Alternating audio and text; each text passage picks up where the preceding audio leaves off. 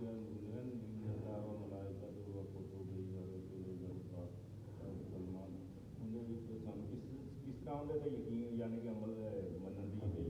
اللہ کی تین کتابوں سے اگر آپ کو کہہ دیں کہ انجیل رب کی طرفوں نہیں آئی ہے تو یہ اسی کافر ہو جائے، یہ ہو جائے اگر زبور کا کام نہیں تو پھر کافر ہو جائے، اگر قرآن کا کام نہیں ہے اس وجہ تو یہ فرض ہو گیا کہ اسی تین کتابوں سے بھی مانتے ہیں، یعنی اگر سارا ایمان حضرت عیسیٰ سے بھی پر حضرت عمر بیٹھے سی ایک بندے نے آ کے نا تعریف کی تھی یا رسول اللہ فلاں بندہ نا قرآن بڑی سونی پڑھ رہے ایک گل سنی تو حضور صلی اللہ علیہ وسلم کے جڑے چہرے مبارک کے رخسار سے انار کی طرح لال ہو گئے جلال آپ فرمان لگے کہ تاکہ اس گلوں کی وجہ تو پہلے پتہ فرق ہوگی کہ اللہ پاک نے تو عظمت والی کتاب قرآن نہیں دیتا، یہ سارا ایمان انہوں نے ہے اسی وہ پڑھی نہیں اسی وہ منسوخ ہو گئی حضور کی آمد نال ساری کتاباں انہوں کی شریعت عمل کرنا سارے واسطے کوئی ضروری نہیں، سارا قرآن سارے واسطے ایمان رکھنا ان کی بے ادبی نہیں کرنا ان کی گستاخی اس وقت آمد تو باللہ کتبہ ورسلہ تمام رسولوں پر تمام کتابوں پر یہ چار تین کتابوں کے علاوہ صحیفے بھی اترتے رہتے، صحیفے بھی چھوٹی کتابی شکل سے انبیاء اللہ پاک پر دیتے جاتے تھے، انبیاء نے عمل کر حضرت ابراہیم کو صحیفے بھی تھے وہ صحیفے پر عمل کرتے تھے، تو اتنے نبیان بتاؤ موسیٰ اور حضرت عیسیٰ ان تینوں کتاب بتا رہا ہوں، چوتھے آخری کتاب کلام اللہ۔ یہ جو عبرانی تورانی یہ جو سنت ہوتی ہے سنت موقدہ اور غیر موقدہ پڑھنے کا طریقہ تھوڑا سا مختلف ہے، یہ سنتیں جو موقدہ ہوتی ہیں ظہر کی یہ کتنی کو ضروری ہیں ہمارے لیے، ہم ان کو کتنا کو چھوڑ سکتے ہیں؟ یا رسول اللہ صلی اللہ علیہ وسلم نے فرمایا کہ جس بندے نے ظہر کی 4 سنتوں کو ادا کیا اول فرض سے پہلے 4 سنتوں،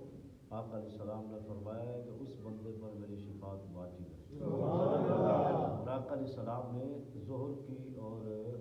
مغرب کی اور فجر کی اور عشاء کی 2 سنتیں، یہ کتنی سنتیں بنتی ہیں ذرا گننا، 2 4 6 اور 2 8 2 10 نہیں 12 بنتی ہیں، کم ہو گئی ظہر کی 6 ہوگی نا؟ ہاں نہیں ظہر کی 6 ہوگی، 12 سنتوں کے بارے میں رسول اللہ علیہ صحابہ نے فرمایا کہ حضور پورے دن کے اندر 5 نمازوں کے اندر 12 سنتیں موقدہ ادا فرمائی غیر موقدہ کے علاوہ، اور صحابہ کہتے ہیں کہ ہم سفر کی حالت میں بھی یہ سنتیں پڑھتے تھے، جبکہ سفر کی حالت میں قصر ہے، سفر کی حالت میں تو رسول اللہ فرمایا کہ ہم یہ پھر بھی یہ نماز پڑھتے تھے، اگر خوف نہ ہو، کیا ہو اندیشہ نہ ہو، سکون نہ ہو تو آپ پھر سنتیں پوری پڑھیں، پھر آپ کو نماز قصر کے اندر خوف نہ ہو، پریشانی نہ ہو، کوئی مصیبت نہ ہو، آفت نہ ہو، ڈر نہ ہو، تو پھر پوری نماز قصر پڑھ کے فرض باقی سنتوں کو پڑھنا چاہیے، یعنی عصر کی اور عشاء کی سنتیں معافی ہے وہ موقدہ ہے، کیا ہے پہلے 4 عصر کی اگر نماز ہو جائے تو بعد میں آپ فرض پڑھیں، کیا تو اسی انداز میں اگر بعد میں پڑھنے کا حکم نہیں، عصر کے بعد نماز پڑھنے کا حکم نہیں، فجر کے بعد اگر آپ کی قضا نماز ہو وہ بھی نہیں پڑھ سکتے، کیونکہ آپ کا اسلام نے منع کیا عصر اور فجر کے بعد، جب تک سورج غروب نہ ہو، جب تک سورج نکل نہ آئے،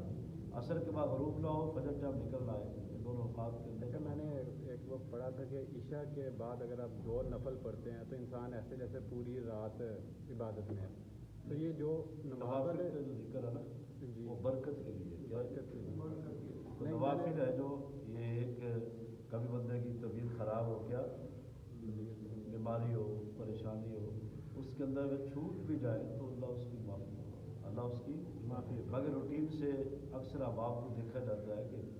جان بوجھ کے عشاء کے 2 نفل چھوڑ دیتے ہیں، جن میں سے ہمارے محمد ہیں کوئی بھی ہو سکتا ہے، محمد عبداللہ اللہ کا بندہ، محمد عبداللہ اللہ کا بندہ، اللہ کا بندہ شام میں نے پوچھا تھا کہ جو 2 نفل ہم پڑھتے ہیں اس کے علاوہ 2 پڑھنے پڑیں گے نفلی